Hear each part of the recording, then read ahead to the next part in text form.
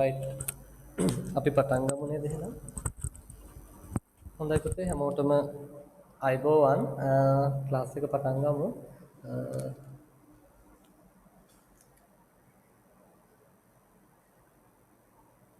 එතකොට අද අපිට තියෙනවා මේ නිරූපාංශ වගාව කොටස අවසන් කරන්න නිරූපාංශ වගාව පාඩම ඉවර කරලා අපි ඒකේ ප්‍රශ්න ටික ඔක්කොම සාකච්ඡා කරමු සාකච්ඡා කරලා අපි ක්ලාස් එක නතර කරනවා. හරි. ඊළඟට මම දැනට තීරණය කළා තියෙනවා නැවත ඔයාලට සිකුරාදා පන්තියක් දානවා. හරි සිකුරාදාට ඔයාලට පන්තියක් දානවා. මම වෙලාව ඔයාලට එවන්නම් සිකුරාදා කීයටද පන්තිය දාන්නේ කියලා. ඒ සිකුරාදා පන්තියට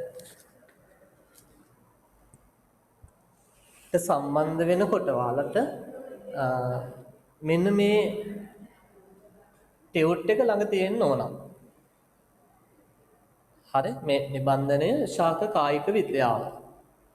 හරි. එතකොට දැන් අද මේ ඔයාලගේ ඔයාලා පන්තියන ආයතන වලට මම ඔයාලගේ මේ නිබන්ධනය දාලා තියෙනවා. හරි. එතකොට මහව ක්ලාස් එක, නිකවැරටිය ක්ලාස් එක, ඊළඟට ආනමඩුවේ ක්ලාස් එක, වාරියතුල ක්ලාස් එක සියලුම පන්ති වලට මේ නිබන්ධනය දැන් බාර දීලා තියෙනවා. හරි. එතකොට ඔයාලට පුළුවන් හෙට ඉඳලා මේ නිබන්ධනය ලබා ගන්න. එතකොට හෙට බදාදා බ්‍රහස්පතින්දා මේ දෙක ඇතුළත ඔයාලා නිබන්ධනය ලබා ගැනීම කරන්න ඕන. එතකොට ගැටලුවක් නෑ. බදාදා ඉර ඔත්තේ අයට එන්න පුළුවන්. බ්‍රහස්පතින්දා ඉරත් අයට ඇවිල්ලා බ්‍රහස්පතින්දාත් අරගන්න පුළුවන්. කොහොම හරි මම සිකුරාදා මොකද අපිට මේ සතියේ ඉරිදා ක්ලාස් එක කරන්න බෑ පුතේ. දැන් තියෙන තත්ත්වය හැටියට ඉරිදා නැවත සංචරණ සීමා දාන නිසා අපිට ආයෙ ඉරිදා ක්ලාස් එක කරන්න හම්බ වෙන්නේ නෑ. හරි ආයෙ අපිට නැවත ඊළඟ අඟහරුවාදා තමයි ක්ලාස් එක කරන්න වෙන්නේ. මොකද අඟහරුවාදා මම හිතන්නේ සංචරණ සීමා දවසකට අයින් කරනවා එතන. ඒ නිසා මේ අපිට සිකුරාදා සමහර ටෙක්ස්ට් ක්ලාස් එකක් කරන්න වේවි. මම මෙහෙම තීරණය කරලා තියෙනවා. ඒ නිසා හැමෝම ශාක කායික විද්‍යාව කියන මෙන්න මේ නිබන්ධනය අරගෙන තියාගන්න ඊළඟ ක්ලාස් එක දවස වෙනකොට. එතන අද අපි කරන්නේ නිරූපාංශ වගාවේ ඉතිරි කොටස සාකච්ඡා කරලා ඉවර කරනවා. ඉවර කරලා ඊට අදාළ සියලු ප්‍රශ්න කතා කරනවා.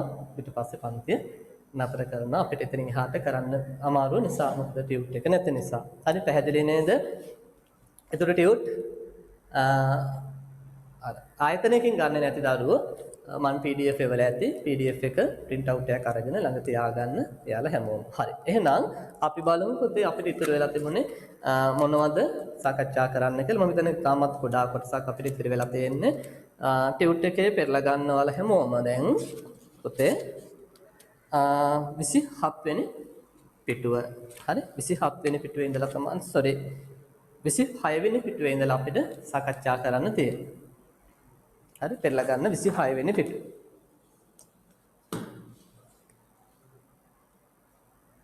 හරි 26 වෙනි පිටුව.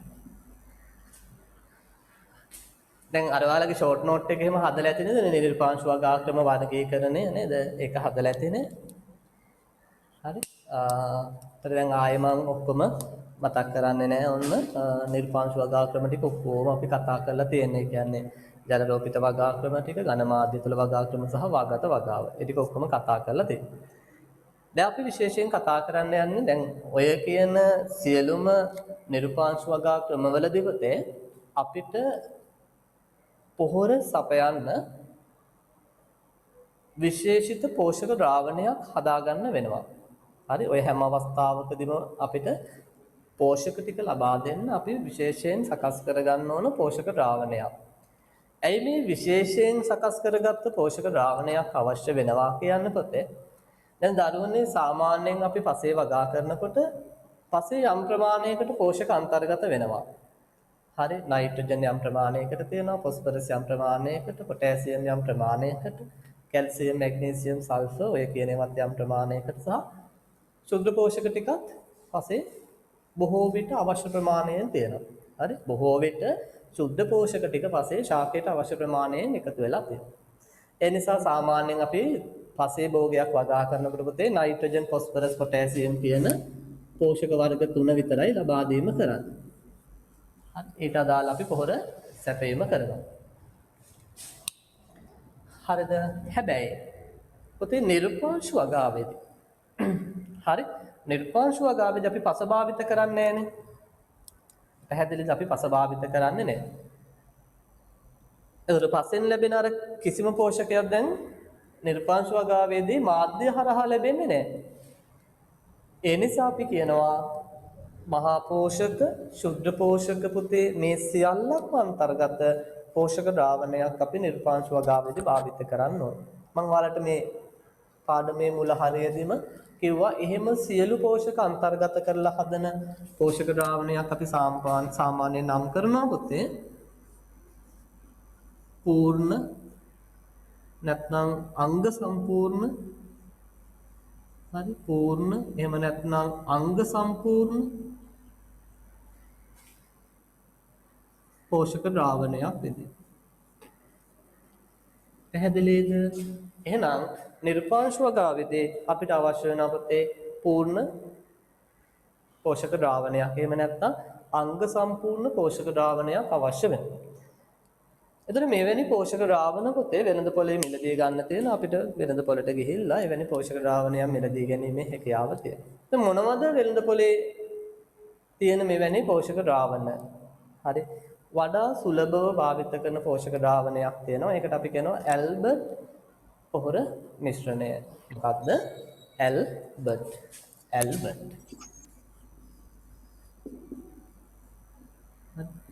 ඇල්බර්ට් හැරුණාම තව හරි වෙනත් පෝෂක ද්‍රාවණ දෙන උදාහරණයක් විදිහට ඇලන් කූපර් කියලා පෝෂක ද්‍රාවණයක් දෙනවා. ඒ විදිහට අපිට වෙළඳ පොලෙන් ඔය කියන විදිහේ අංග සම්පූර්ණ පෝෂක ද්‍රාවණයක් මිලදී ගන්න හැකියාව තියෙනවා.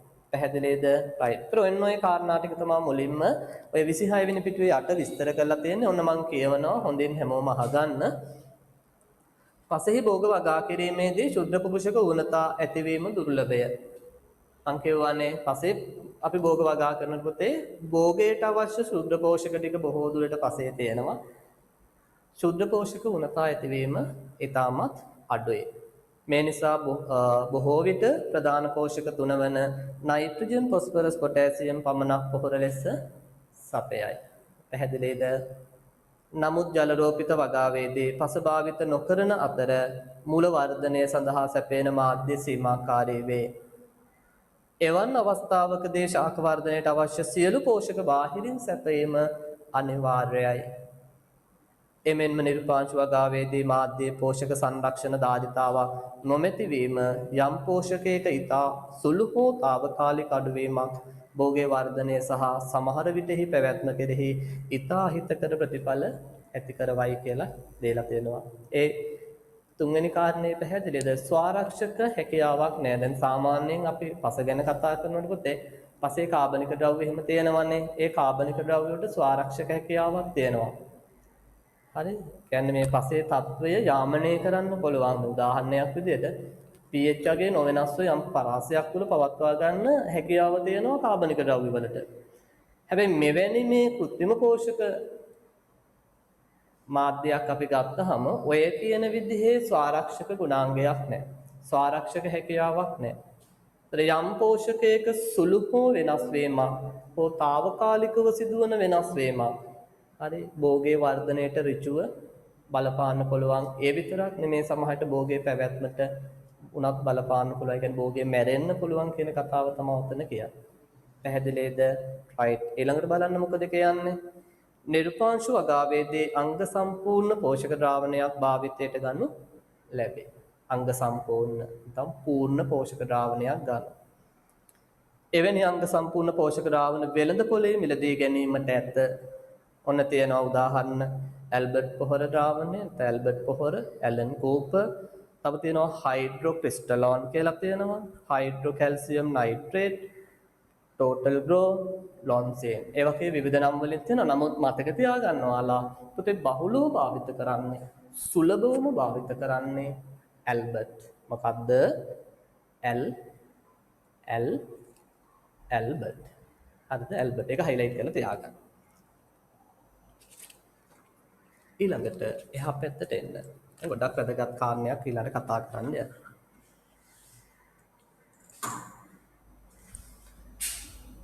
අපි කතා කරන්න යන්නේ පුතේ දැන් මේ පෝෂක ද්‍රාවණය නඩත්තු කරන්නේ කොහොමද කියන එක මෙයාව බලාගන්නේ කොහොමද? හරි. ඒ කියන්නේ දැන් මේ නිර්පාංශ වගා මාධ්‍ය තුලට අපි මේ පෝෂක ද්‍රාවණය දාලා ඔහේ අපිට එහෙම මේ අහක බලන් ඉන්න බෑ. හරි වෙන දෙයක් වුණාවේ කියලා අපිට එහෙම ඉන්න බෑ පුතේ.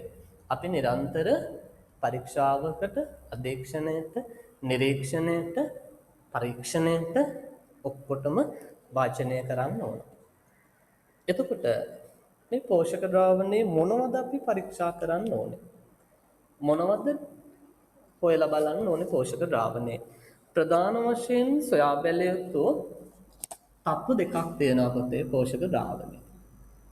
එකක් අපි කියනවා පෝෂක ද්‍රාවණයේ pH අගය බලන්න ඕන. අනිත් එක අපි කියනවා පෝෂක ද්‍රාවණයේ විද්‍යුත් සන්නායකතාව පරීක්ෂා කරන්න ඕන. පැහැදිලිද?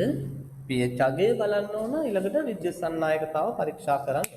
ඔන්න ඔය දෙක අනිවාර්යෙන්ම පෝෂක ද්‍රාවණයේ පරීක්ෂා කළ යුතුමයි. දවස ගානේ පරීක්ෂා කරන්න අවශ්‍ය වෙනවා. මොකද ඔය දෙකේ සිදුවන සුළු වෙනස් වීමක් භෝගවලට දැඩි හානියක් භෝගවල අස්වැන්නට ලොකු බලපෑමක් ඇති කරන්න පුළුවන් කියලා අපි කියනවා. ඒ නිසා මේ දෙක හොඳින් මතක තියාගන්න එක හා සමානයි. හරි මේ දෙන්නම එක හා සමානයි. එක්කෙනෙක් වැඩිපුර වැදගත් එහෙම එකක් නැහැ. මේ දෙන්නම එක වගේ වැදගත්. ඇයි මේ දෙන්න වැදගත්? ඊළඟ කාරණය. ඇයි මේ දෙන්න වැදගත්? පළවෙනි එක ඇයි pH අගය වැදගත්? මතක තියාගන්න දරුවනේ pH අගය මත ඔයාලා මෙතන ශාක පෝෂණය හැමෝම වගේ කතා කරලා තියනවා ඉන්නේ pH අගය මත තීරණය වෙනවා පෝෂක උරා ගන්න පුළුවන්ද බැරිද කියන එක. පැහැදිලිද? හරි. දැන් සාමාන්‍යයෙන් අපි කියනවා සියලුම පෝෂක උදාසීන pH පරාසයේදී ඒ කියන්නේ pH අගය 7ට ආසන්නයේදී 6.5 7.5 මෙන්න මේ වගේ පරාසයක් තුලදී බොහෝ විට සියලුම පෝෂක උරා ගන්න පුළුවන්. හැබැයි සමහර පෝෂක පුතේ pH අගය අඩු වුනහම උරා ගන්න බෑ. සමහර පෝෂක pH අගය වැඩි වුනහම උරා ගන්නත් බෑ. අන්න ඒ නිසා තමයි අපි pH අගය නිරන්තරයෙන් පරීක්ෂා කරන්න ඕනේ. බැරි වෙලාවත් pH අගය අඩු වෙලා තිබුණොත් අන්න ප්‍රශ්නයක්. බැරි වෙලාවත් pH අගය වැඩි වෙලා තිබුණොත් ඒත් ප්‍රශ්නයක්. පැහැදිලිද? හරි. pH අගය අඩු වුණොත් මොකද කරන්නේ? හරි. බැරි වෙලාවත් pH අගය ඒ ප්‍රශස්ත පරාසයට වඩා අඩු වුණොත් මොකද කරන්නේ? pH අගය වැඩි කරන්න ඕනනේ දැන්. අඩු වුණොත් වැඩි කරන්න ඕන. හරි. වැඩි කරන්න මොකද කරන්න ඕනේ? හරි. pH අගය අඩු වෙනවා කියන්නේ පුතේ ආම්ලිකයි කියන එකනේ. ආම්ලික වෙලානේ. එහෙනම් වැඩි කරන්න නම් අපි මොනවද එකතු කරන්න ඕනේ මාධ්‍යයට? භස්මයක් එකතු කරන්න ඕන. ඕකනේ සරල කාරණේ. ආම්ලික වෙලා නම් pH අගය වැඩි කරන්න අපි දැන් භස්මයක් යොදනවා. හරි. pH අගය වැඩි වෙලා නම් භාෂ්මිකයිනේ කියන්නේ. එහෙනම් pH අගය අඩු කරන්න අපි මොකක්ද යොදන්න ඕනේ? අම්ලයක් යොදන්න ඕන. right. එහෙනම් pH අගය ප්‍රශස්ත පරාසයට වඩා වෙනස් වුණොත් නැවත ඒ පරාසයට අරගෙන එන්න අපි අම්ල හා භස්ම මාධ්‍යයට එකතු කිරීම කරනවා. හැබැයි මේ භාවිත කරන අම්ල සහ භස්ම අපි කියනවා මෘදු අම්ල භස්ම. මෘදු කියලා කියන්නේ අර සාන්ද්‍ර නැත්නම් මේ ගොඩක් අර ආම්ලික ගුණ ගොඩාක් තියෙන ඒවා නෙමෙයි අපි පාවිච්චි කරන්නේ. පැහැදිලිද? අපි කියනවා මෘදු අම්ල භස්ම භාවිත කිරීම කරනවා. පැහැදිලිද? උදාහරණයක් විදිහට හරි උදාහරණයක් විදිහට pH අගය අඩු වුණොත් අපි පොටෑසියම් හයිඩ්‍රොක්සයිඩ් එකතු කරනවා. එහෙම නැත්නම් ඇමෝනියම් හයිඩ්‍රොක්සයිඩ් එකතු කරනවා. මම දෙන්නම් ඒ ටික. pH අගය වැඩි වුණොත් ගොඩක් දුරට අපි ෆොස්ෆොරික් අම්ලය එකතු කරනවා. ෆොස්ෆොරික් H3PO4.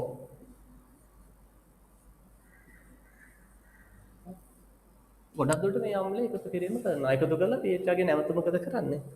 පහළට අර ගැනීම කරනවා.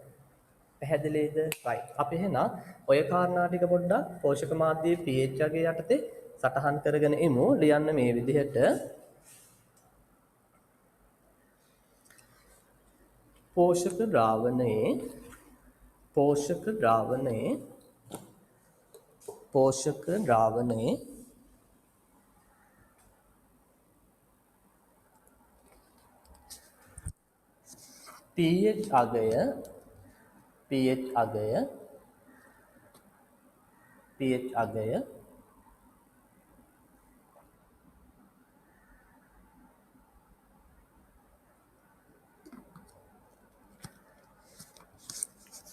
pH අගය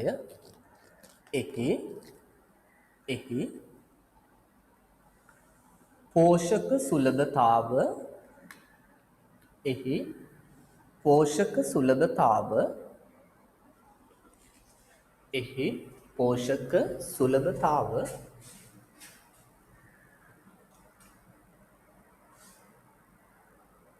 පෙන්නුම් කරයි. පෝෂක සුලභතාව පෙන්නුම් කරයි.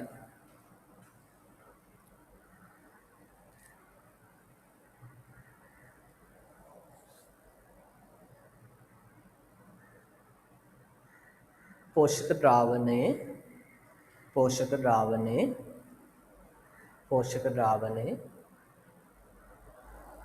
प्रशस्त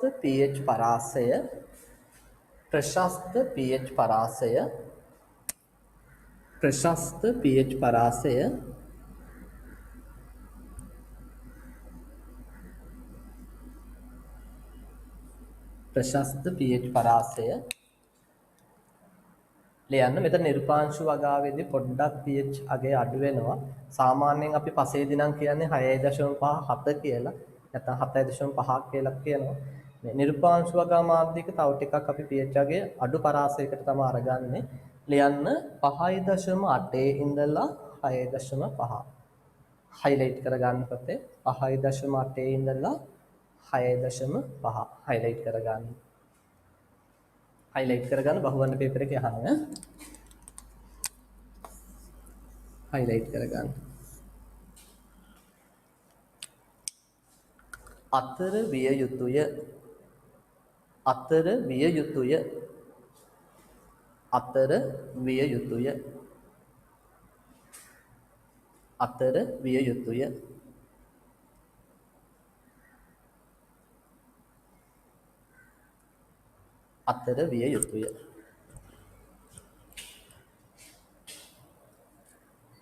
pH අගය ඊට අඩු හෝ වැඩි විට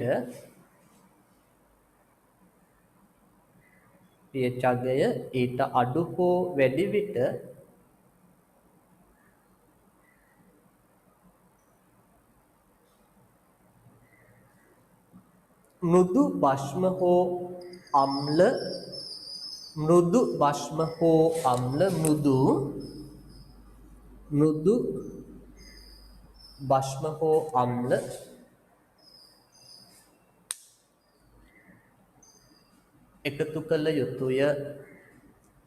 එකතු කළ යුතුය.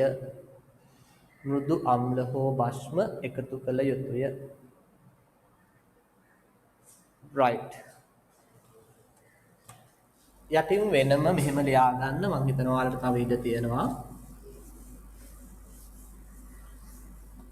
යටින් ලියන්න මේ විදිහට මෘදු අම්ල කියලා ලියන්න පුතේ. මෘදු අම්ල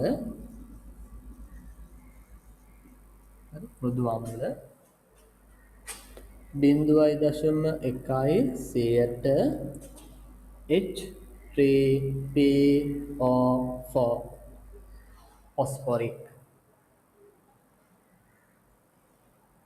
0.1 H3PO4. හරි. ඊට අමතරව තව අපිට ගන්න පුළුවන් එනවද මේ හරිය?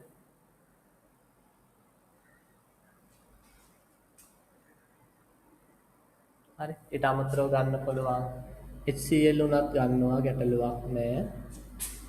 ඊට පස්සේ තව H2SO4 යත් පාවිච්චි කරනවා. මෙතන ලියන්නම කාට නැත්තම් පේන්නේ නැහැ බෝඩ් එකේ ඉතර එහාටනේ H2SO4. හරි. එතකොට පුතේ ඔයාලා චුට්ටක් කැන්සලෙන් හරි කමක් නැහැ.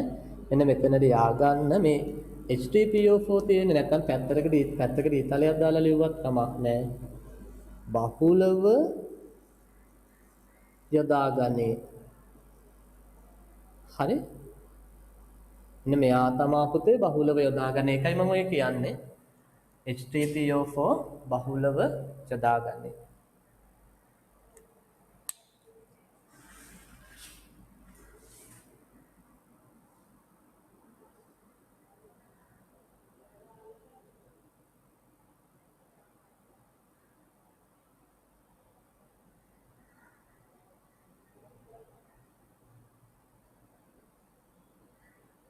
හරිද ඊළඟට දැන් අපි ඔය ලියුවේ පුතේ මෘදු අම්ලනේ දැන් මෙහෙමයි කාලා ලොකු ළමයි දැන් මෘදු අම්ලයක් දාන්න ඕනේ හරි පෝෂක ද්‍රාවණයේ pH අගය වැඩි වුණොත් ඒවා ලියන්න ඕනේ නෑනේ නේද මෘදු අම්ලයක් දාන්න ඕනේ pH අගය වැඩි වුණොත් හරි ඊළඟට මෘදු භස්ම ତර මෘදු භස්ම යොදන්නේ pH අගය අඩු වුණොත්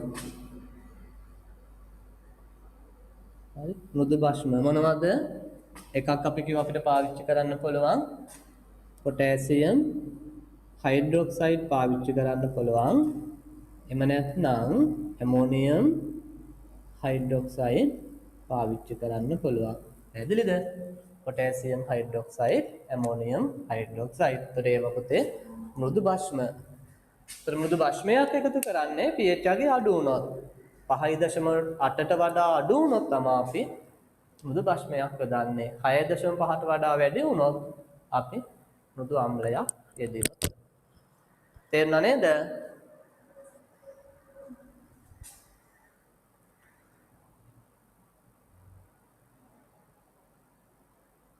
එතකොට නවීන් මම හිතුවේ මේක වෙන්නද ලියලා තියෙන්නේ NH4H නේ. ඔව් නේ. හරි ඒක ගන්නවද ඒක ගන්න හැබැයි මෘදු භස්මයක් විදියට අම්ල ගොඩේ නෙමෙයි එන්නේ භස්ම ගොඩේ.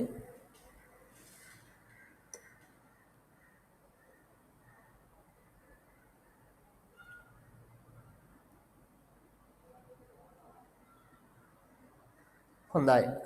අපි එතකොට මේ කතා කළේ පුතේ pH අගය ගැන. ඊළඟට මම කියවන්නේ ඒ වගේම තවත් වැදගත් දෙයක් තියෙනවා පෝෂක ද්‍රාවණය අපි පරීක්ෂා කරන්න ඕන නඩත්තු කරන්න ඕනේ මොකද්ද? විද්‍යුත් සන්නායකතාව එහෙම නැත්නම් ඉලෙක්ට්‍රිකල් කන්ඩක්ටිවිටි කෙටියෙන් කියනවා EC කියලා. right. ඇයි EC වැදගත්?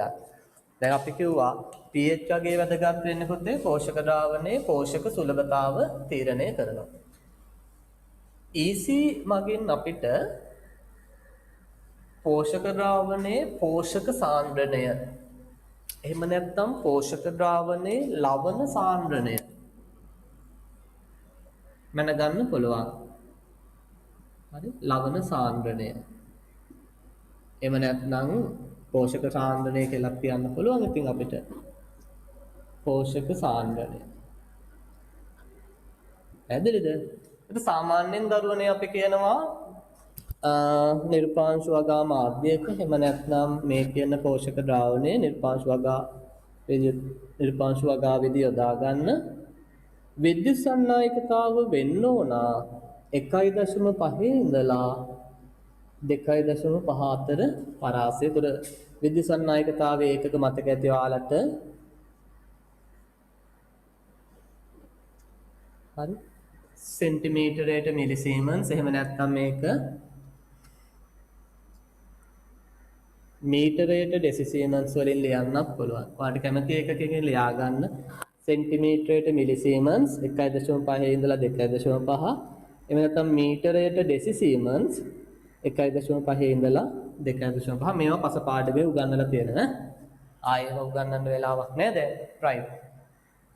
බැරි වෙලාවත් හරි අහගන්න ඊළඟට බැරි වෙලාවත් ඔතේ විද්‍යුත් සන්නායකතාව මීට වඩා අඩු වුණොත් 1.5ට වඩා අඩු වුණොත් ඒ කියන්නේ පෝෂක සාන්ද්‍රණය අඩුවේ. පෝෂක මදි. ලවණ සාන්ද්‍රණය මදි. එවැනි අවස්ථාවක අපි මොකද කරන්න කියන්නේ? පෝෂක ද්‍රාවණයට දැන් අපි දැනට තියෙන පෝෂක ද්‍රාවණය තියෙනවානේ. ඒකට සාන්ද්‍ර පෝෂක ද්‍රාවණයකින් ස්වල්පයක් එකතු කරන්න කියලා කියනවා. පැහැදිලිද? මොනවද එකතු කරන්න කියන්නේ? සාන්ද්‍ර පෝෂක ද්‍රාවණයකින් ස්වල්පයක් එකතු කරන්න කියලා කියනවා. විද්‍යුත් සන්නායකතාව වැඩි නම් 2.5ට වඩා සරල දෙයයි අපිට කරන්න තියෙන්නේ. ජලය යොදලා මේක තනුක කරගන්න ඕන. පැහැදිලිද? විද්‍යුත් සන්නායකතාව 1.5ට වඩා අඩු නම් සාන්ද්‍ර පෝෂක ද්‍රාවණයකින් ස්වල්පයක් එකතු කරනවා. 2.5ට වඩා වැඩි නම් ජලය යොදලා මොකද කරන්න ඕනේ? තනුක කරන්න ඕන. පැහැදිලි නේද? right. තියාගන්න එහෙනම් මේ ටික. විද්‍යුත් සන්නායකතාව මගින් විද්‍යුත් සන්නායකතාව මගින් විද්‍යුත් සන්නායකතාව මගින්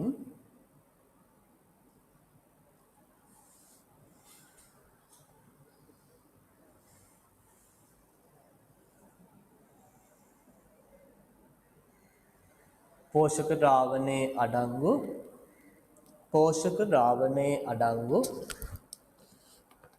පෝෂක ද්‍රාවණයේ අඩංගු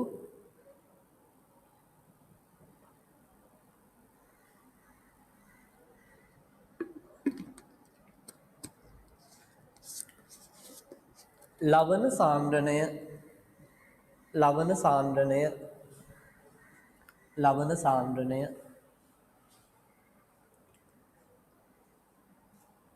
නිරූපණය කරයි. ලවණ සාන්ද්‍රණය නිරූපණය කරයි.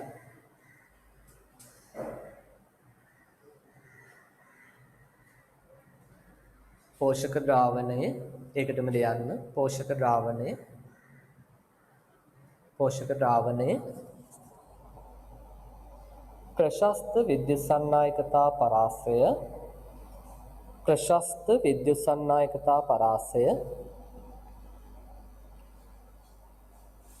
ප්‍රශස්ත විද්‍යුත් සන්නායකතා පරාසය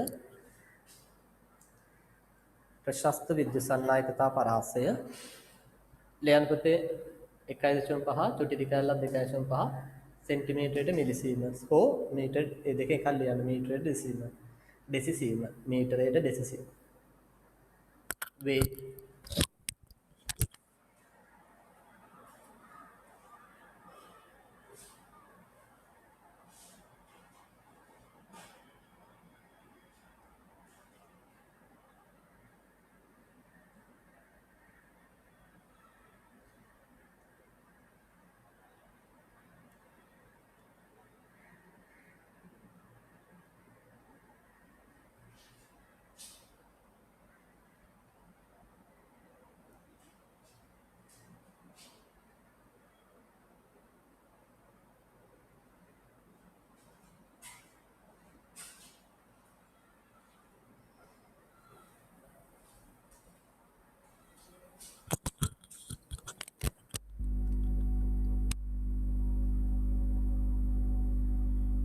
දැන් හරි නේද?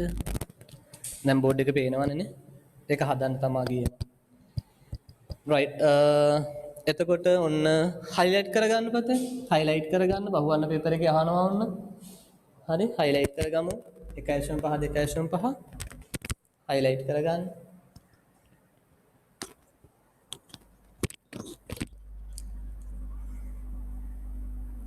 දෙකම මතක තියාගන්න. pH වර්ගය 5.5යි 6.8යි sorry 5.8යි 6.5යි 5.8යි 6.5යි විද්‍යුත් සන්නායකතාව 1.5යි 2.5යි ඒ දෙකම මතක තියාගන්න. සමහරවිට ඔය දෙකම එකට දාලා ඒ කියන්නේ බහුවර්ණ පේපර් එකේ ඔය දෙකම අහනවා. නිර්පාංශ වගාවේදී යොදා ගන්න පෝෂක ද්‍රාවණයක තිබිය යුතු ප්‍රශස්ත pH හා EC පරාසය විද්‍යුත් සන්නායකතා පරාසය. අපිට ඔන්න මේ දෙක මතක තියෙන්න ඕන. හරි ඊළඟට ලියන්න පුතේ ඒකටම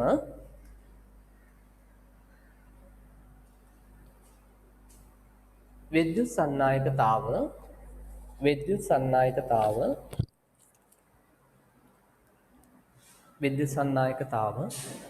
1.5ට වඩා අඩු විට 1.5ට වඩා අඩු විට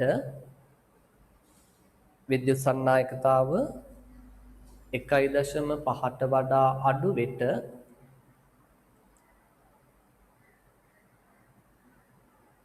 සාන්ද්‍ර පෝෂක ද්‍රාවණයකින් ස්වල්පයක් සාන්ද්‍ර පෝෂක ද්‍රාවණයකින් ස්වල්පයක් සාන්ද්‍ර පෝෂක ද්‍රාවණයකින් ස්වල්පයක් එකතු කළ යුතුය එකතු කළ යුතුය සාන්ද්‍ර පෝෂක ද්‍රාවණයකින් ස්වල්පයක් එකතු කළ යුතුය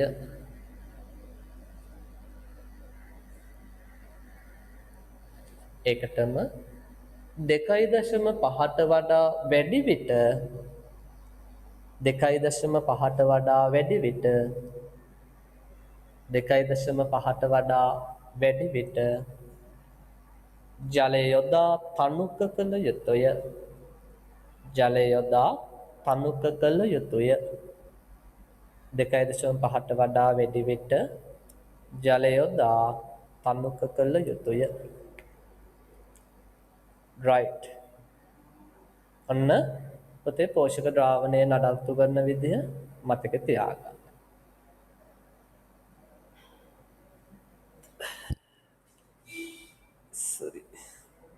හොඳයි ඊළඟට අපි නිර්පාංශ වගාවේ වැදගත්කම සහ නිර්පාංශ වගාවේ පවතින ගැටලු කියන මාතෘකා දෙකට සම්බන්ධ වෙන්න කලින් අපි චුට්ටක් ප්‍රශ්න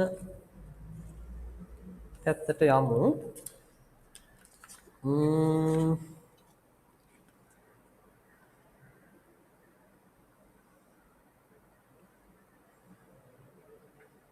දහ නවවෙනි ප්‍රශ්නෙට උත්තරේ තෝරන්න කරලා නැති අය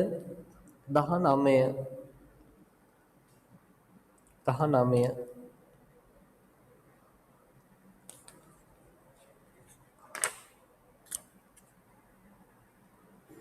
මට උත්තරේ තෝරලා එවන්න බලන්න 19ට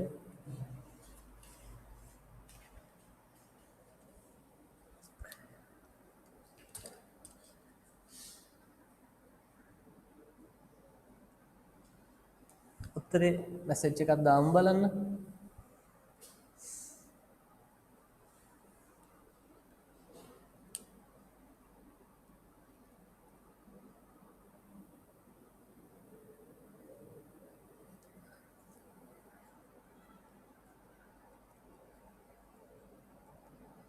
ඕකේ හතරවෙනි උත්තරේ බලන්න චුට්ටක් හතරවෙනි උත්තරේ තියෙනවා විද්‍යුත් සන්නායකතාව ච කියලා තියෙනවා පුතේ ඒ ච කපලා දාගන්න pH කියලා හරි ඒක හදාගන්න pH කියලා ච කියලා තියෙන එක කපලා හදාගන්න pH කියලා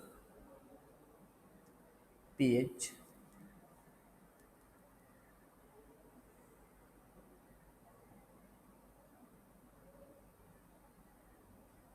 19 ඉවරයි 20ටත් උත්තරේ තෝරන්න 20 නම් කෙලින්ම උත්තරේ තියෙන්නේ අමුතුවෙන් තෝරන්න දෙයක් නැහැ ඉතින් උත්තරේට ගහන්න බලන්න 20ට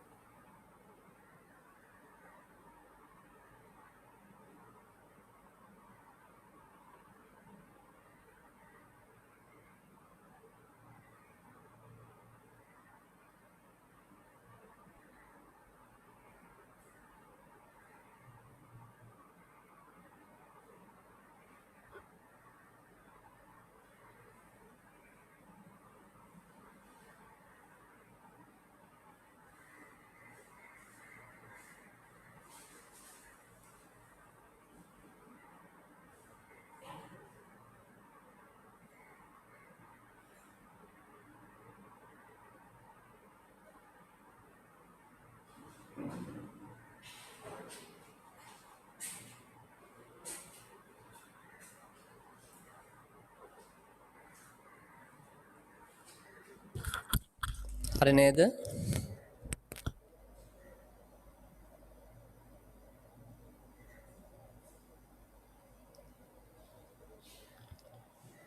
එතකොට දැන් 19ට මොකද්ද උත්තරේ ගත්තේ? ජලරෝපිත මාධ්‍යයක විද්‍යුත් සන්නායකතාව සම්බන්ධයෙන් නිවැරදි ප්‍රකාශය අහනවා. එතකොට විද්‍යුත් සන්නායකතාවයෙන් මම කිව්ව පොතේ ද්‍රාවණයක ලවණ සාන්ද්‍රණය තමයි අපි දක්වන්නේ. ඒතර වඩාත්ම ගැළපෙන පිළිතුර වෙන්නේ ද්‍රාවණයක ලවණ සාන්ද්‍රණය කියන එක. හරි. ඒතර උත්තරය 1. දැන් අර දෙවෙනි එකේ තියෙන විද්‍යුත් සන්නායකතාව මගින් ද්‍රාවණයක ශුද්ධ හා පෝෂක සාන්ද්‍රණය ඒක දැන් මෙහෙමයි. පෝෂක ද්‍රාවණයක වගේ නම් අපිට එහෙම ගන්න පුළුවන්. හැබැයි මේකේ පෝෂක ද්‍රාවණයක්ම කියනවට වඩා මේකම ද්‍රාවණයක කියලානේ තියෙන්නේ. ඒ නිසා වඩාත්ම වැදගත් වෙන්නේ ලවණ සාන්ද්‍රණය. දැන් සමහර විට පෝෂක නොවන ලවණත් මේකට ඇත්තටම බලපෑමක් ඇති කරන්න පුළුවන්. හරි දැන් අපි දැන් පෝෂක ද්‍රාවණයේ ජලය දිය කරනවනේ. ඒ ජලය දිය කරපුවාම පෝෂක නොවන වෙනත් ලවණ ජලය තිබුණා කියලා හිතන්න. ඒතර ඒ වගේත් යම් බලපෑමක් තියෙනවා විද්‍යුත් සන්නායකතාවයට. ඒ නිසා අර වඩාත්ම ගැළපෙන පිළිතුර වෙන්නේ ලවණ සාන්ද්‍රණය කියන එක. ඒතර ඒ ලවණ ඇතුලේ අර ශුද්ධ හා මහා පෝෂක තියෙනවා. ලවණ ඇතුලේ තියෙනවා. පැහැදිලිද? රයිට්. ඊළඟට මම හිතන්නේ 20 හරිම ලේසියි. කෙලිම උත්තරේ තියෙන්නේ 20ට උත්තරේ වෙන්න ඕනේ 1. pH අගය වෙන්න ඕනේ 5.8යි 6.5යි.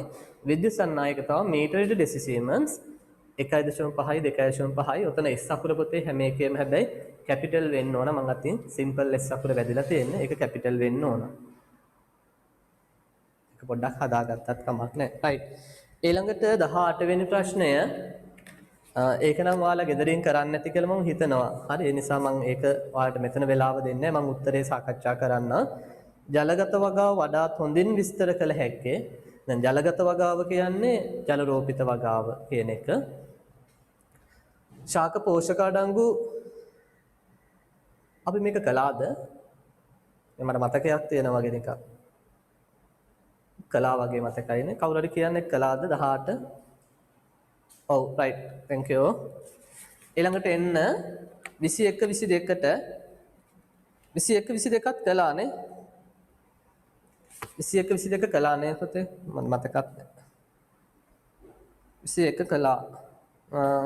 ඔව් 21 කළානේ. නොගැඹුරු පෝෂක ද්‍රාවණ පටල තාක්ෂණය 22ත් කළා. 23ත් කළා. 24ත් කළා. 25 කළේ නෑ. අන්න හරි. 25 ඉඳලා තියෙන පොතේ 25 බලන්න නිර්පාංශ වගාක්‍රම පිළිබඳව ප්‍රකාශ කිහිපයක් පහත දැක්වේ. ඒ වගාමලු සඳහා පිටත කළු සහ ඇතුළත සුදු ඒකත් කළානේ. ඒකත් කළා. යෂ්මි වරද්දාගත්ත ප්‍රශ්නේ නේ. මතකයි ඔන්න වරද්දාගත්ත ඒවා. ඔව් 26 ඉඳලා තියෙන්නේ එහෙනම් 26 27 ඔයාලට දීලා තියෙනවා පොතේ මාධ්‍ය කීපයක් කොහු කෙන්ඩි කොහු බත් බොරළු වර්මිකියුලයිට් වැලි සිරස් වගාමලු සඳහා සුදුසු රෝපණ මාධ්‍ය වනුයේ මතක ඇති නේද සිරස් වගාමලු සඳහා අපි කිව්වා වඩා සුදුසු වෙන්නේ කොහු කෙන්ඩි සැහැල්ලුයි ඒ නිසා කොහු කෙන්ඩි සුදුසුයි උත්තරේ A1 බඳුන් තුල නිර්පාංශ වගාව සිදු කරන විට සුදුසු රෝපණ මාධ්‍යයක් වනුයේ වඩාත් හොඳයි බඳුන් තුලදී කොහුබත් උත්තරය B කොහුබත් උත්තරේ B කොහුබත්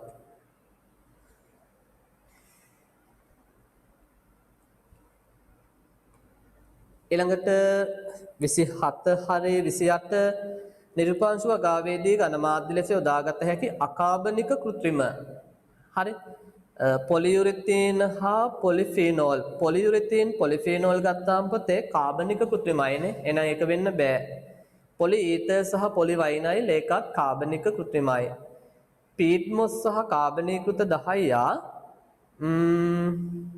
ඒ දෙකම ස්වභාවික නැත්නම් කාබනික ස්වභාවික දෙකම කාබනික ස්වභාවික ඊළඟ පොලිතීන් හා පොලිෆිනෝල් පොලිප්‍රොපිලීන් නෑ වැරදි ඒ දෙකත් යන්න ඕනේ කාබනික කෘත්‍රිම එහෙනම් උත්තරේ 5 රොක්වූල් හා පර්ලයිට් රොක්වූල් හා පර්ලයිට්. ඔව් උත්තරේ 5.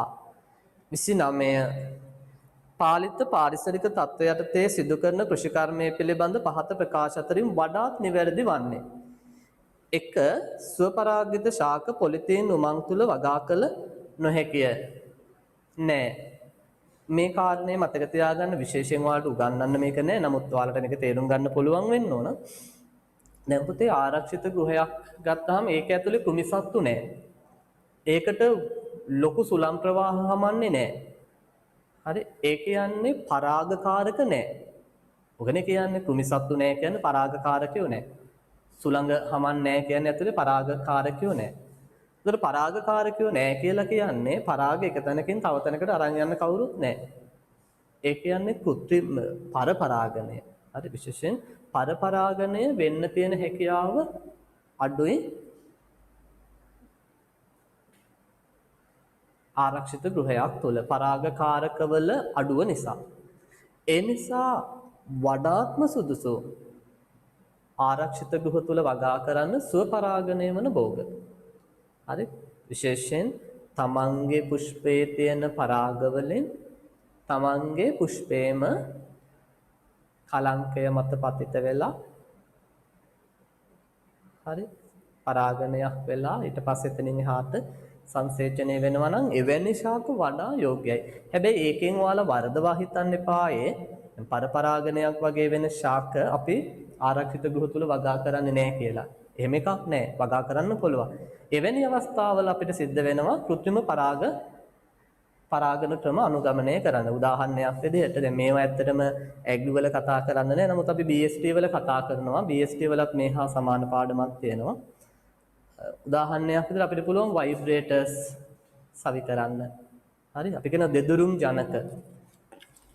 හරි දෙදුරුම් ජනක.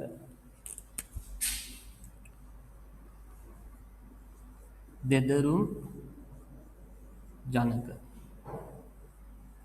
හරි නැත්නම් ভাইබ්‍රේටර්ස් සවි කරනවා. එතකොට මොකද වෙන්නේ? ඇතුලේ ආරක්ෂිත ගෘහේ යම් ප්‍රමාණයකට දැන් මේ කම්පණය වෙනවා, ভাইබ්‍රේට් වෙනවා. එතකොට පරාගන ක්‍රියාවලියක් වෙනවා කියලා අපි කියනවා. එහෙම නැත්නම් ওই විශේෂ මීමැසි වර්ගයක් වෙන අපුතේ බම්බල් මීමැස්සන් කියලා. මෙන්න මේ බම්බල් මීමැස්සන් අපිට පුළුවන් ආරක්ෂිත ගෘහය තුළට මුදා හැරීම කරන්න. මීමැස්සුන්ගෙන් කිසිම හානියක් වෙන්නේ නැහැ. ඒක මතක තියාගන්න ගැටලුවක්. එහෙමත් නැත්නම් ඉතින් අපිට පුළුවන් පින්සලක් වගේ අරන් ගිහිල්ලා නේද පරාග අරගෙන කලංකේ තැම්පත් කරන. පරාග ගන්නවා කලංකේ තැම්පත් කරනවා. ඉතින් ඒක ටික අසංකීර්ණ ක්‍රියාවලියක්. කුඩා ප්‍රමාණයක නම් අවුලක් නැහැ. ගස් කීපයක වගේ නේද? විශාල ප්‍රමාණයෙන් අපිට වගා කරනකොට ඒක කරන්න අමාරුයි. ඉතින් අර වගේ ක්‍රම අනුගමනය කරන්න පුළුවන්. මම වල වරදවා හිතයි කියලායි කිව්වේ. වඩා සුදුසු වෙන්නේ ස්වපරාගණයෙන් පරාගණය වන භෝග. හැබැයි ඒකෙන් වරදවා අදහසක් ගන්න එපා. පරපරාගණය වන භෝග ආරක්ෂිත ගෘහ තුල වගා කරන්නේ නැහැ කියන එක වගා කරනවා. හැබැයි එතනදී අපිට සිද්ධ වෙනවා කෘත්‍රිම පරාගන ක්‍රියාවලිය ක්‍රමවේදය අනුගමනය කරන්න. එවන උදාහරණ මම කියුවා අපිට දෙදරුම් ජනක සවි කරන්න පුළුවන්. එහෙම නැත්නම් බම්බල් මීමැස්සන් වගේ මුදා හැරීම කරන්න පුළුවන්. පැහැදිලි නේද? right. ඊළඟ දෙවෙනි උත්තරයට යමු. පොලිතීන් උමගක් තුල උෂ්ණත්වය පාලනය කළ හැකි නමුත් RH පාලනය කළ නොහැකිය. නෑ. මේ ඔක්කොම පාලනය කරන්න පුළුවන්. උෂ්ණත්වය, සාපේක්ෂ ආර්ද්‍රතාව, සුළඟ, ආලෝකය මේ සියල්ලක්ම පාලනය කරන්න පුළුවන්. නිර්පාංශ වගාවක වගා මාධ්‍ය දියර හෝ ඝන විය හැකිය. ඔව් වගා මාධ්‍ය දියර හෝ ඝන විය හැකිය. හරි නේද? දියර වෙන්නත් පුළුවන්, ඝන වෙන්නත් පුළුවන්, වාතය වෙන්නත් පුළුවන්. හැබැයි මේක හැකිය කියන එකෙන් අදහස් වෙන්නේ ඒ දෙක වෙන්නත් පුළුවන්, තව ඒවා තියෙන්නත් පුළුවන්. සිංහල වල වැදගත්කමකුත් තියෙනවා. ඒ නිසා උත්තරේ වෙන්න ඕනේ 3. අපි පල්ලෙහාට ගිහලා බලමු අනිත් ඒවා කොහොමද කියලා. වායෝ පරිසර තත්ත්ව යාමනය කළ නොහැකි ඒක අමූලික බොරුවක්. නිර්පාංශු වගාවකදී රෝපණ මාධ්‍යයේ pH පවත්වා ගැනීම EC පවත්වා ගැනීමට වඩා වැදගත්ය වැරදි. මොකද මම කිව්වා මේ දෙකම එක වගේ වැදගත් වෙනවා කියලා. අන්න එහෙනම් උත්තරේ වෙන්න ඕනේ 3. මාධ්‍ය දියර වෙන්නත් පුළුවන්, ඝන වෙන්නත් පුළුවන්, වාතය වෙන්නත් පුළුවන්. හැබැයි මෙතන විය හැකිය කියන්නේ හරි. හැබැයි මෙහෙම තිබුණොත් වැරදි. මේ බලන්න. නිර්පාංශු වගාවක වගා මාධ්‍ය දියර හෝ ඝන වේ. සිංහලත් වැදගත් වෙනවා ඇග්‍රි වලදී. හරි දියර හෝ ඝන වේ. එහෙම දියර හෝ ඝන වේ කිව්වොත් වෙන මුකුත් නැහැ කියන අදහස තියෙන්නේ. එක්ක දියර එක්ක ඝන. වාතය ගන්න බෑ එතකොට. එහෙම වුණොත් ඔක වැරදි. පැහැදිලිද? හොඳට මම ඒකනේ අර හැමදාම කියන්නේ. අර සිහිය හරි සිහිය කියන එක ගොඩක් වැදගත්. ඒ වචනේ අදහස, ඒ වාක්‍ය අවසන් වෙන විදිහේ තියෙන අදහසත් අපිට වැදගත් වෙනවා. යුතුය, හැකිය, හරි මේ වගේ ලොකු වෙනස්කම් තියෙනවා. හරි යුතුය කිව්වොත් ආයතනෙ එහාට දෙයක් නැහැ. ඒකමයි. හැකිය කිව්වොත් ඒක වෙන්නත් පුළුවන්, තව දේවල් වෙන්නත් පුළුවන්. මේ වගේ අදහස වෙනස්. ඒතර ඒ අදහසට ගැලපෙන්න උත්තරේ තෝරාගන්න අවශ්‍ය වෙනවා. පැහැදිලි නේද? රයිට්. අවසානයේකට යමු පොතේ. එහෙනම් 29ට උත්තරේ 3. 30 නිරුපාංශු වගා ක්‍රමයක් වන පාවෙන වගාව සඳහා වඩාත් යෝග්‍ය භෝගයක්. මතකද පාවෙන වගාවට අපි පාවිච්චි කරන්නේ සැහැල්ලු භෝග, විශේෂයෙන් පලා වර්ග වගේ දේවල්. එහෙනම් මොකද්ද වඩා සුදුසු? ගොටුකොළ. උත්තරය 1. ගොටුකොළ උත්තරය 1. රයිට්. ඔන්න ප්‍රශ්න ටික බහුවර්ණ ප්‍රශ්න ටික ඉවරයි. හරිද? ඊළඟට අපි නැවත පොඩ්ඩක් අර නෝට් එකට ඇවිල්ලා ඉතුරු මාතෘකා දෙකක් පොඩ්ඩක් සාකච්ඡා කරලා ඉමු. ඊට පස්සේ අපිට පුළුවන් ව්‍යුහගතයකේ මම හිතනවා අපිට එක කොටසක් පළවෙනි ප්‍රශ්නේ විතරක් ඉතුරු වෙලා තියෙනවා. ඒකත් කතා කරමු. රචනා ප්‍රශ්න උත්තර ලියලා අමාරු ඒවා තියෙනවා නම් මගෙන් අහන්න උත්තර එන විදිය කියලා දෙන්න. රයිට්. එනකොට 28 වෙනි 27 වෙනි පිටුවේ නිර්පාංශු වගාවේ වැදගත්කම කියන මාතෘකාවට ඉක්මනට බලමු. වැදගත්කම් ටික දීලා තියෙනවා. කියව ගන්න විතරයි, තේරුම් ගන්න විතරයි තියෙන්නේ. පළවෙනි වැදගත්කම කියනවා විශාල භූමියක් අවශ්‍ය නොවීම හා එකම භූමියේ අඛණ්ඩව වගා කළ හැකි වේ. හරිද? ඇත්තටම දැන් මේකේ මේ භූමිය පොළොව භාවිත වෙන්නේ නැහැ නේ පුතේ. අපි පිහිටි භූමිය පාවිච්චි වෙන්නේ නැහැ. පිහිටිපස පාවිච්චි වෙන්නේ නැහැ. හරි. ඒ නිසා පොඩි ඉඩක විශාල ශාක ප්‍රමාණයක් අපිට වගා කරන්න පුළුවන්. ඒ කියන්නේ ඇත්තටම කියනවා නම් වායව අවකාශය වුණත් අපිට පාවිච්චි කරන්න පුළුවන්. හරි. දැන් ඔය දියුණු රටවල් වල පුතේ මේ තට්ටු විදියට ගහලා හරි. අපි කියන ස්පේස් එක හරි එහෙමනේ කියන්නේ අපි අවකාශයේ ස්පේස් එකක් පාවිච්චි කරනවා. හරි මොකද ඒ රටවල් වල තියෙන ඉඩ ප්‍රමාණය විශේෂයෙන් මම දැකලා තියෙනවා සිංගප්පූරුවේ තියෙන ඉඩ ප්‍රමාණය ගොඩක් අඩුයි. චුටි රටක් අපේ කොළඹ දිස්ත්‍රික්කයේ වගේ කුඩා ඉඩ ප්‍රමාණයක් තමයි සිංගප්පූරුවට තියෙන්නේ. ඉතින් එයාලා මේ ඒරියල් ස්පේස් එක වායව අවකාශය පාවිච්චි කරන පොතේ තට්ටු විදියට ගහලා තමයි වගා කරන්නේ. හැබැයි ඔක්කොම නිර්පාංශු වගාව. හරි. ඒතර පොඩි ඉඩක විශාල වශයෙන් වගා කරන්න පුළුවන්. ඒ වගේම එක දිගට වගා කරන්න පුළුවන්. මොකද පසේ නෙමෙයි වගා කරන්න පුතේ. කිසිම පසට හානියක් වෙන්නේ නැහැ. පස හායනය වෙනවද අදාළ කිසිම ප්‍රශ්නයක් නැහැ. එක දිගට වගා කරගෙන යන්න පුළුවන්. රයිට්. ඒක තමයි පළවෙනි එක. දෙවෙනි එක කියනවා බිම් සැකසීම වල් නෙලීම වැනි කම්කරු ශ්‍රමයේ අධිකව අවශ්‍ය කාර්යයක් නැහැ. තේරෙනවනේ? ඒ කිසි දෙයක් නැහැ. තුන්වෙනි එක කියනවා ජල සම්පාදනය සඳහා යන වියදම අඩුයි.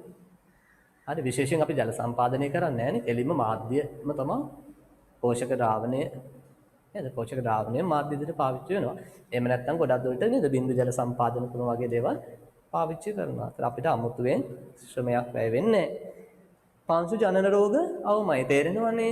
පස භාවිත කරන්නේ නැහැ. ඒතර පසෙන් නැතිවන රෝග ඇති වෙන්නේ නැහැ. පාංශු ජනන රෝග 13 වසරේ පළවෙනි පාඩමට ආවට පස්සේ මොනවද පාංශු ජනන රෝග කියලා පරිපෝධ පාඩමේ ඉගෙන ගමු. පහ කියනවා ඕනෑම කාලගුණික තත්ත්වයක් යටතේ සිදු කළ හැකි වීම. දැන් ඒකට හොඳම උදාහරණය තමයි මේ දවස්වල ලෝකයේ වැඩිපුරම කතා කරන රටවල් දෙකක් තියෙනවා. අද මට මේක කතා කරන්න වෙලාව මාන්ති. අපි ඉදිරි දවසේ කතා කරමු. තමයි මම ඊට කලින් ඊශ්‍රායලය ගැන කියලාත් ඇති ඔයාලත් එක්ක.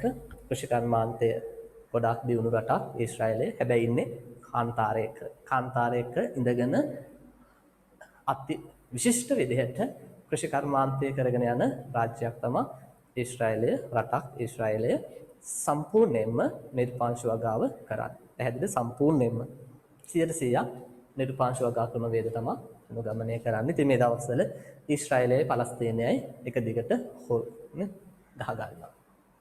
හරි ඒ දෙගොල්ලෝ මේ වෙනකොට මේ අපි කතා කරන මොහොතේ අහට මෙහාට නේද රොකට් ප්‍රහාර, මිසයිල්, ආටි, තව මොනවද? මෝටාර් අනම්මනම් ඔක්කොම දෙපැත්තට හුවමාරු වෙනවා. හයවෙනි එක පස් නොමැති පරිසරයක වගා කිරීමට හැකි බැවින් නව පරපුරේ ශ්‍රමිකයන් යොදාගත හැකි වීම. දැන් අපේ තරුණ පරපුරේ තියෙන ලොකුම ප්‍රශ්නේනේ අපේ පස් ගෑවෙනවා නේද? කකුල් දෙකේ පස් ගෑවෙනවා, සපත් දෙකේ දූවිලි වදින ඕම් ප්‍රශ්න තියෙනවානේ. අන්න දැන් තරුණ පරපුරට මේක විශේෂ වැදගත්කමක් තියෙනවා. මොකද මේ පස් අල්ලන්න ඕනේ, මුකුත් ඕනේ ෂපාන් එකේ නේද? හොඳ කිට් එකක් දාලා, ටයි එකක් දාලා, සන්ග්ලාස් දෙකක් දාලා නේද? අර මොකද්ද ටැබ් එකක් ඒ මතේ තියන්න. රයිට් ගිහිල්ලා ආරක්ෂිත ගෘහයට ගිහිල්ලා නේද? අර තියනවා නම් පොඩි අර ඔය PH වගේ යනම නම් ඒ ටික පොඩ්ඩක් ඕනනම් තැනින් තැන පරීක්ෂා කරලා බලලා එන්න තියෙන්නේ. හරි කිසිම ප්‍රශ්නයක් නැහැ. අය මඩ ගෑවෙනවා මුකුත්ම වෙන්නේ නැහැ. අපේ තරුණ පරපුර වුණ කෘෂිකර්මාන්තයට අපිට එක් කරගන්න හොඳ දොරක් තමයි මේක. හරි. හොඳ. හරි. දොරක් හොඳ කවුළුවක් තමයි නිර්පාංශ වගාව කියලා කියන්නේ. රයිට්. පළතුරු, එළවලු, හතු වර්ග, විසිතුරු මල් වර්ගද වගා කිරීමට යොදා ගන්න පුළුවන්. හරි. බොහොම පුළුල් පරාසයක භෝග වර්ග අපිට මේ ක්‍රමයට වගා කරන්න පුළුවන්. උදාහරණ මල් වර්ග. දැන් අපි ඔය ඇන්තූරියම්, ඕකිඩ්, හරි. ඊටසේ ජර්බෙරා, රෝස මේ වගේ මේ කැපුම් මල් වර්ග සියල්ල වගා කරන්නේ බොහෝ දුරට නිර්පාංශ වගා ක්‍රමය ප්‍රයෝගී කරගෙන. පැහැදිලිද?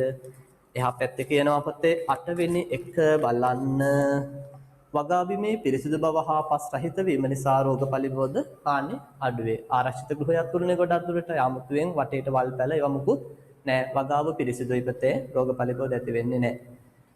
9 රෝග පලිබෝධ හානි යවම නිසා කෘෂි රසායනික ද්‍රව්‍ය භාවිතය යවම වීමෙන් පරිසර දූෂණය යවම වීම හා ගුණාත්මක භාවයෙන් යුත් අස්වැන්නක් ලබා ගත හැකි වීම.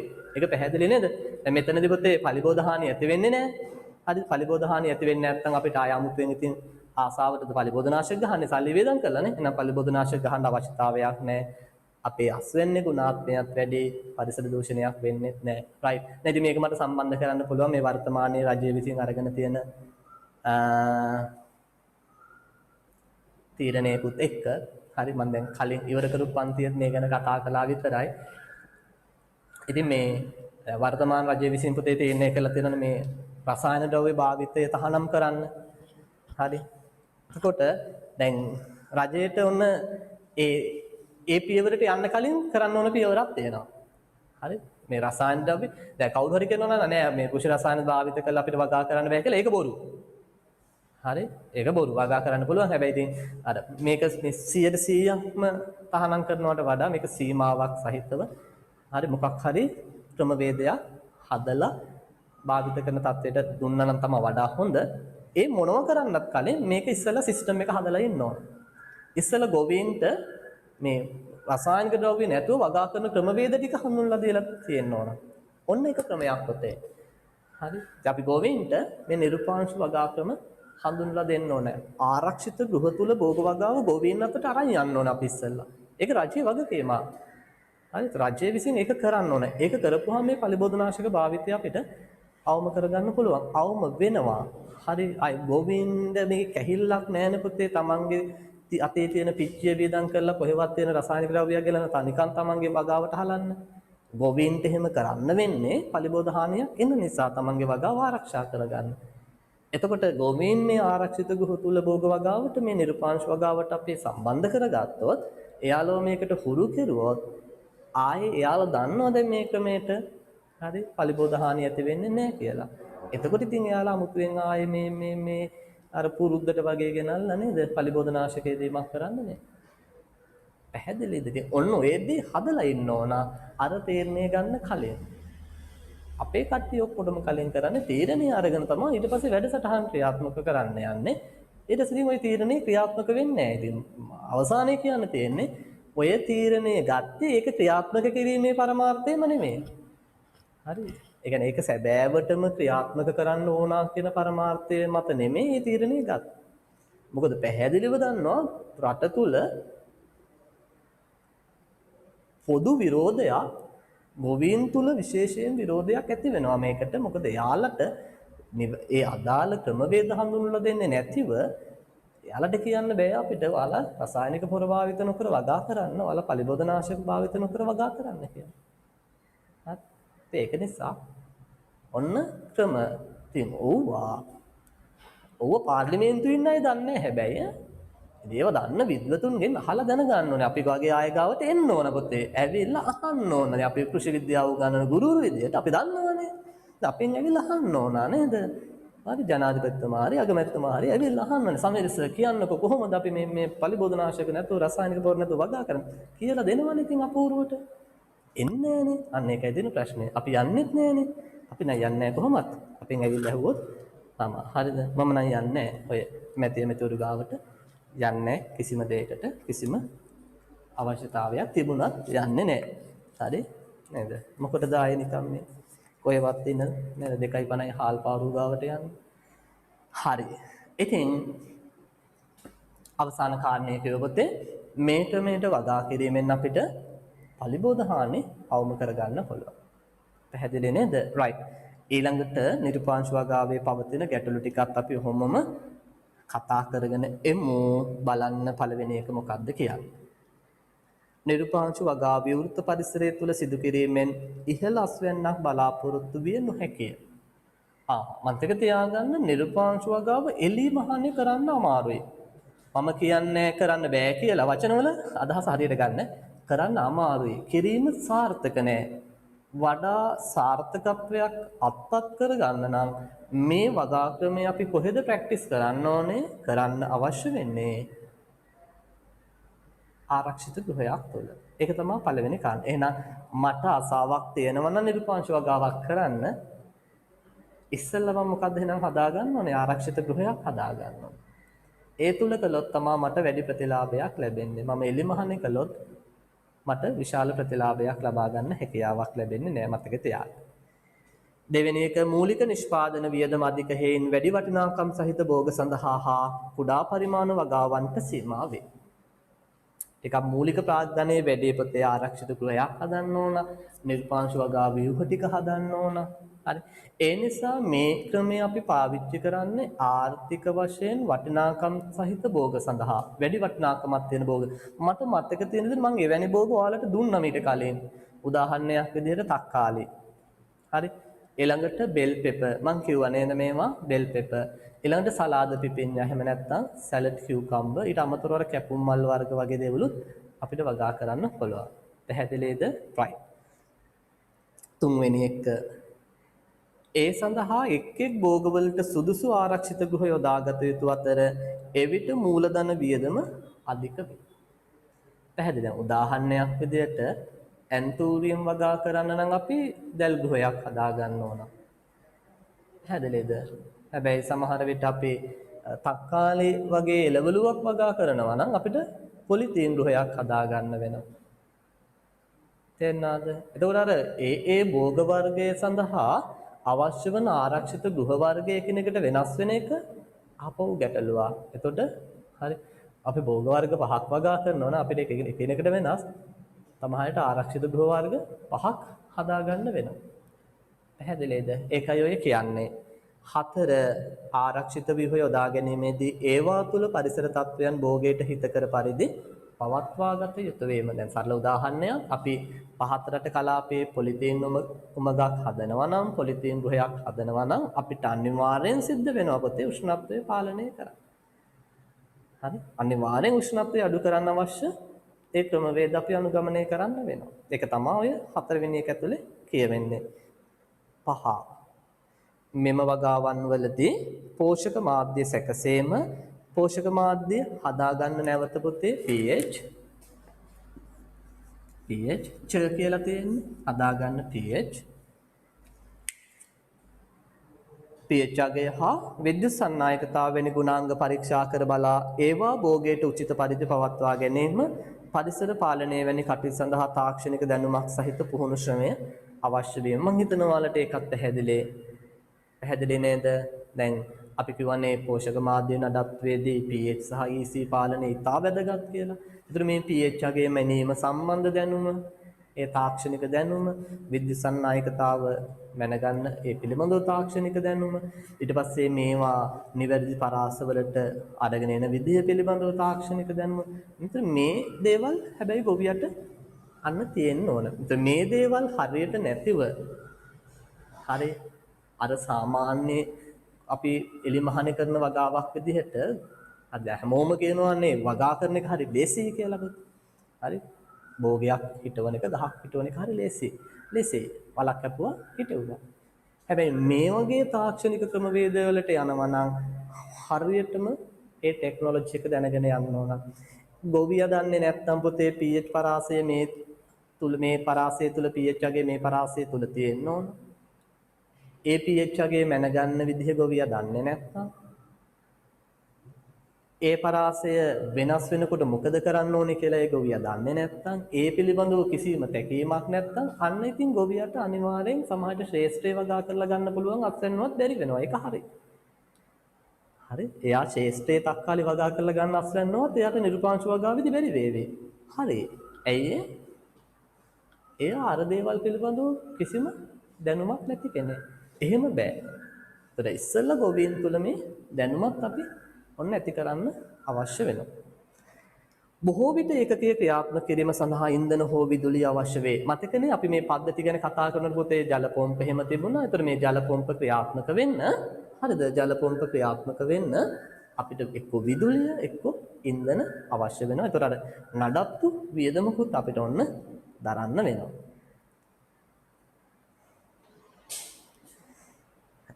හරිද? right. නිදිද වන්ද යශ්මි? ඇහැරෙන්න. ඊළඟට 7 සෝඩියම් සහ ක්ලෝරින් අවම වන පරිදි තත්වයෙන් උසස් ජලය අවශ්‍ය වේ. අපි මේ නිර්පාංශ වගාවට පාවිච්චි කරන ජලයේ ගුණාත්මය පිළිබඳව අපතේ අපි සලකන්න ඕනේ. සෝඩියම් ක්ලෝරින් වගේ ලවණ වර්ග අන්තර්ගත වෙන්න බෑ. 8 වෙනි එක ආයතනික පහසුකම් අඩුවීම. ඒ කියන්නේ ගොවියෙකුට මේ පිළිබඳව දැනුමක් අරගන්න, මේ පිළිබඳව යම් තොරතුරක් දැනගන්න අවශ්‍ය ආයතනික පහසුකම් නැහැ. හරි. පැහැදිලිද කියන එක?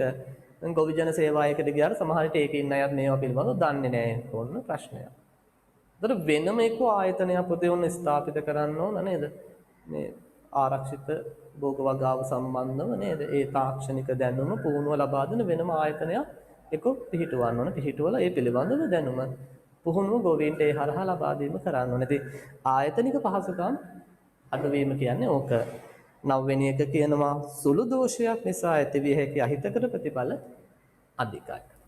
හරි. ඒක අපි කලිනුත් කිව්වා. එක පෝෂකයක සුළු හෝ වෙනස්කමක් වුණොත් ඒක භෝගයේ සමස්ත අස්වැන්නට සමස්ත පැවැත්මට ලොකු බලපෑමක් ඇති කරන්න පුළුවන්. හේතුව පෝෂක ද්‍රාවණයේ කිසිදු ආරක්ෂක හැකියාවක් නැහැ. පැහැදිලිද?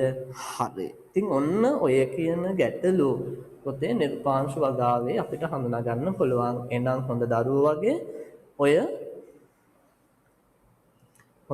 වගේ ඔය වාසි ටිකයි ඔය ගැටලු ටිකයි ඔක අවාසි කියලා කියන්නත් පුළුවන්. පාඩම් කරලා තියන්න රචනා පේපර් එකේ පොතේ අපෙන් අහන්න පුළුවන් නිර්පාංශ වගාවේ වාසි විස්තර කරන්න, නිර්පාංශ වගාවේ ගැටලු විස්තර කරන්න, එහෙම නැත්නම් නිර්පාංශ වගාවේ ධනාත්මක හා ඍණාත්මක දේවල් විස්තර කරන්න. මොකක් හරි ක්‍රමවේදයකින් ඔයාලගෙන් ප්‍රශ්න කරන්න පුළුවන්. ඒ කොහොම ඇහුවත් ඔයාලා මේ ටික හොඳට පාඩම් කරලා තියෙනවා නම් ආයේ ඔයාලව පරද්දන්න හම්බ වෙන්නේ නැහැ. ඔයාලා අනිවාර්යෙන් සම්පූර්ණ ලකුණු අරගන්නවා. හැබැයි ඔයාලා මේ ටික හොඳට පාඩම් කරලා තියෙන්න ඕන. right. එතකොට ඔන්න 11 වෙනි පාඩමත් ඉවරයි. ඉවරයි කියුවට තව චූටි කැලලක් තියෙනවනේ අර ප්‍රශ්නය. ඒකත් ඉවර කරලම අපි පන්තිය නතර කරමු. ඉතාමත් වැදගත් ප්‍රශ්නයක් එතන තියෙන්නේ. ඒ නිසා කලබල වෙන්න එපා, දඟලන්න එපා, දුවන්න හදන්න එපා. හරිද? ඒකත් අහගෙන ඉඳලා හිමීට යන්න. right. මොකද්ද ප්‍රශ්නය? ආරක්ෂිත කුටීර තුල භෝග වගාවේදී පහත දැක්වෙන ද්‍රව්‍ය භාවිත කිරීමේ අරමුණු පැහැදිලි කරන්න. right. පාරචම්බුල කිරණ සඳහා පිරියම් කළ පොලිතීන්. ඒ කියන්නේ පාරචම්බුල කිරණ ප්‍රතිරෝධී පොලිතීන් කියන එකම තමා පුතේ. හරිද? පාරචම්බුල කිරණ ප්‍රතිරෝධී පොලිතීන් කියන එකම තමා. ඇයි අපි එහෙම ඒවා පාවිච්චි කරන්නේ?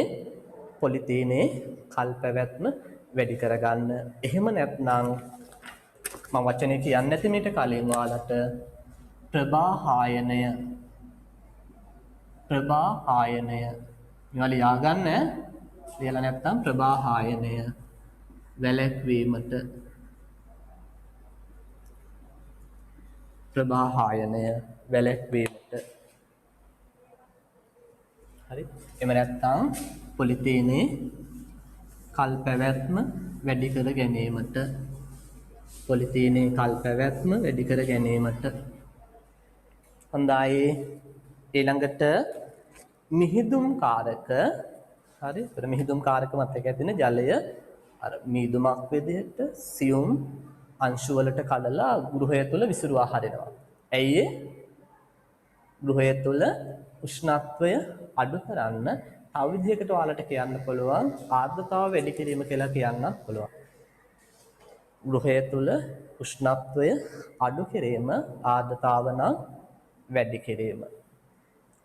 උෂ්ණත්වය අඩු කිරීම ආර්ද්‍රතාව වැඩි කිරීම. හරි. මුදුන් වා කවුළු. හරි. ඒතර මුදුන් වා කවුළු දාන්නේ ආපහු උෂ්ණත්වය අඩු කරන්න. කවුරු හරි ලියලා තියෙනවා නම් වාතාශ්‍රය දියුණු කරන්න කමක් නැහැ. ඒකක් කියන්න පුළුවන්. වාතාශ්‍රය දියුණු වෙනවා. වාතාශ්‍රය දියුණු වීම තුලින් තමයි උෂ්ණත්වය පහළ වැටෙන්නේ. ඉතින් වඩා හොඳයි උෂ්ණත්වය පහළ දැමීම නැත්නම් උෂ්ණත්වය අඩු කිරීම. කෘමි ප්‍රතිරෝධී දැල්. කෘමි ප්‍රතිරෝධී දැල් දාන්නේ කෘමීන් ඇතුළු වෙන එක වළක්වන්න. පරිසරයේ ඉඳලා බාහිරින් ඇතුළට කෘමීන් එන එක වළක්වන්න. හරි. එච්චරයි. එහෙනම් ඔන්න ඉතුරු ටික ඔයාලට බාරයි. රචනා ප්‍රශ්න ටික තියෙන්නේ. පාඩම් කරලා උත්තර ලියලා තියාගන්න. ඉදිරි දවසක මම ඒ ටික පරීක්ෂා කරන්න නිකන් බලලා දෙන්නම්. එහෙම නැත්නම් ලියලා ෆොටෝ එකක් ගහලා හරි එවන්නනේ. ටයිම් තියෙන විදිහට, නිදහස තියෙන විදිහට මම අඩුපාඩු බලලා කියන්නම්. මෙහෙම අඩුපාඩු තියෙනවා කියලා. රයිට්. මොකක් හරි ප්‍රශ්නයක් අහලා තියෙනවා. රයිට්. ආනමඩුවේ ක්ලාස් එකේ දරුවන්ට ටියුට් ගන්න පුළුවන් හෙට 9 ඉඳලා. හැබැයි ඒ 9 ඉඳලා පැයක් වගේ ඇතුළත අරගන්න කිව්වා. පැයක් විතර වගේ තමයි ක්ලාස් එකේ ඉන්නවා කියලා කිව්වේ ඉතින්. ඒ නිසා මේ ආනමඩුවේ ක්ලාස් එකේ අය උදේ 9ට ගිහිල්ලා ටියුට් එක අරගන්න. පළගිය සතියේ ගියා මම දන්නවා. නමුත් ටියුට් එක ඒ වෙනකොට ගහලා තිබුණේ නැහනේ. හෙට ගිහිල්ලා 9ට ගන්න. හැමෝම දැනුවත් කරන්න. මම හිතන්නේ හැමෝම වගේ පන්තියට ඇවිල්ලා ඇති. රයිට්. වාරිපුල ක්ලාස් එකේ දරුවොත් අහනවා. ඔයාලට පුළුවන් හෙට ඉඳලා සිකුරාදා දක්වා ගන්න. නමුත් සිකුරාදා වෙනකන් ඉන්න එපා. මොකද මම කියවනේ එක්ස්ට්‍රා ක්ලාස් එකක් දැම්මොත් මම ඔයාලට සිකුරාදාට දානවා උදේට වගේ. ඒ නිසා හෙට අනිද්දා දෙකේ ගන්න පුළුවන්. හවස 2 ඉඳලා හවස 6 දක්වා ආයතනයේ කවුන්ටර් එක විවෘතව තියෙනවා. හවස 2 ඉඳලා හවස 6 දක්වා. ඒතර ඒ කාලය තුල ඇවිල්ලා වාරිපුල ක්ලාස් එකේ ළමයි ටියුට් එක ගන්න. ඔව් ID එකේ අංක වලට තමයි ඉතින් යන්න ඕනේ. ඔයාලගේ හෙට ඉරට්ටේ අය ඉන්නවා නම් හෙට يعني හෙට ඔත්තේ අයනේ යන්න ඕනේ. ඉරට්ටේ අය ඉන්නවා නම් ඉතින් මොකක් හරි යාළුවෙක් හරහාරි ගන්න. මොකද ආනමඩුවේට කිසි ගැටලුවක් නැහැ. එයාලට ටියුට් එක ගන්න විතරයි තියෙන්නේ. කිසිම මුදල් ගෙවීමක් කරන්න නැහැනේ. හරිද? අයිට එයාලා මං අහුවා සියලු දෙනාම ඒ පන්ති ගාස්තු ගෙවලා තියෙන නිසා මං කිව්වා හැමෝටම ටියුට් එක දෙන්න කියලා. කිසි ප්‍රශ්නයක් නැහැ. මම හිතන හැමතැනම මෙහෙම ඇත්තේ. මට චෙක් කරන්න බෑ. මං ආනමඩුවේ විතරයි බැලුවේ. ඒ නිසා යාළුවෙක් යවලා හරිපතේ ටියුට් එක අරගන්න බලන්න. එහෙම නැත්නම් ආයතනයේ ඒ ආයතනය කරන කපිල අයව සම්බන්ධ කරගෙන විස්තර ටික පොඩ්ඩක් අහගන්න කොහොමද ගන්න කියලා. තව මොනවද? ඔව් නෑ. ඔව් ID නම්බර් එක මෙහෙමයි ෂේප් එකේ ටවුන් එකට ඇවිල්ලා ඔක අරගෙන යන්න ලොකු ප්‍රශ්නයක් වෙන්නේ නෑ. මේ ටියුට් එක ගන්න ආවේ කියලා කියන්න. ටියුට් එක තියෙනවනේ. එන්නන්න අපි ඉගෙන ගන්න දරුවෝ ඇයි අපිට ඉගෙන ගන්න දෙන්නේ නැත්තේ? ඔයාලා ඔහොම කරන්න එපා කියලා එහෙම කියන්න. එතකොට හිරේ හරි දායිනේ කූඩුවට ගිහිල්ලා කමක් නෑ. කූඩු ඉදලා පාඩම් කරමු. හරි. තව ප්‍රශ්න? ඒකනේ. හරි. වෙන ප්‍රශ්න නෑ වගේ. හොඳයි. එහෙනම් අපි නතර කරමු. එතකොට දරුවනේ අපේ 10 11 පාඩම් දෙක ඉවරයි ඔන්න. අපි ඊළඟ සතියේ පටන් ගන්න ඔයාලගේ සිලබස් එකේ 7 වෙනි ඒකකය ශාක කායික විද්‍යාව පළවෙනි නිබන්ධනයේ ශාක කායික විද්‍යාවේ හැඳින්වීම ඊට පස්සේ ප්‍රභා සංශ්ලේෂණයේ ශ්වසනය කියන කොටස් ටික විස්තර කරලා තියෙනවා. තව මේකේ ටියුට් එකක් තියෙනවා. මේක නිබන්ධන 1 නිබන්ධන 2ක් තියෙනවා. ඒක දෙන්නම්. මේක කරලා ඉවරනවත් එක්කම රයිට් එහෙනම් හොඳයි මේක අරගෙන ලෑස්තිලා ඉන්න පාඩම් කරන්න වැඩ කරන්න එලිමහනේ වැඩේ යන්න එපා ඒ වුණාට පරිස්සමෙන් ඉන්න හරි එහෙනම් අපි අදට ක්ලාස් එක නතර කරමු නෑ වාරිපල ක්ලාස් එකේ දරුවෝ එන්න ආයතනයට ඇවිල්ලා දීලා ටියුට් එක අරන් යන්න. හරි. ආයතනයට ඇවිල්ලා ඔයාලා ෆීස් ගෙවලා ටියුට් එක අරන් යන්න. වාරිපල ක්ලාස් එකේ ආයි. ආනමඩුවේ ක්ලාස් එකේ ආයි ගැටලුවක් නෑ. දුර බැහැර අපේ ඉන්න දරුවෝ විතරක් ඒ අර මුදල් account එකට දාන ඒවා. ඒතරත් එයාලට කරන්නේ PDF එක යවන එකනේ. ඒවා ඒතර මම ටික කරලා තියෙන්නේ මං හිතන්නේ හැමෝටම වගේ. අනේ PDF යවලා නෑනේ. PDF යවන්න පොඩ්ඩක් මට මතක් කරන්න දුර බැහැර ඉන්න අය. PDF ටික එවන්න. රයිට් එහෙනම් පොතේ අපි අදට උතනින් අතර කරමු. අපි එහෙනම් ඉස්සරහ දවසක සිකුරාදා වෙන්න පුළුවන්. නැවත හමු වෙමු. අලුත් පාඩම එක්ක. රයිට් එහෙනම් අපි නතර කරනවා ආයිබෝවන්.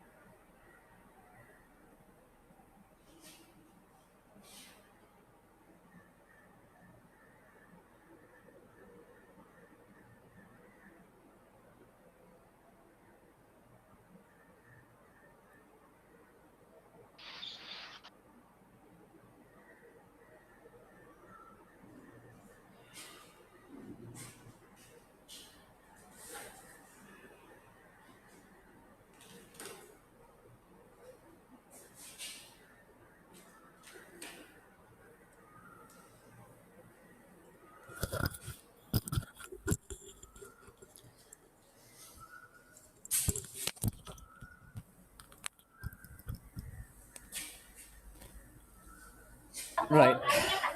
පටන් ගමු නේද එහෙනම්? පරක්කු තුන.